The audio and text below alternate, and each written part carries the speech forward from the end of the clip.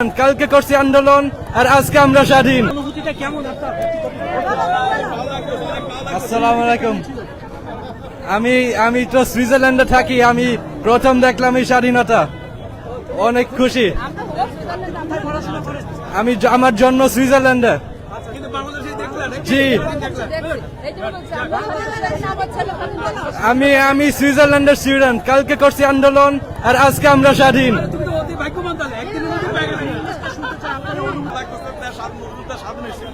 I feel very proud. I'm Bangladeshi as my origin. I feel very proud.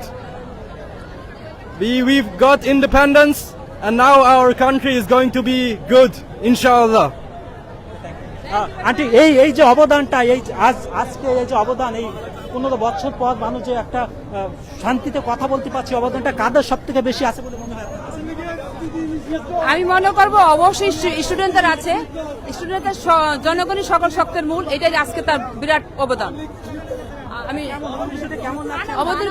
খুবই আনন্দ, ভাল লাগছে, আমাদের খুবই ভালো লাগছে যে সবার জন্য তরুণ একটা আমরা সুষ্ঠু সমাজ চাই, আমরা সুষ্ঠু রাজনীতি চাই, সুষ্ঠু সমাজ চাই।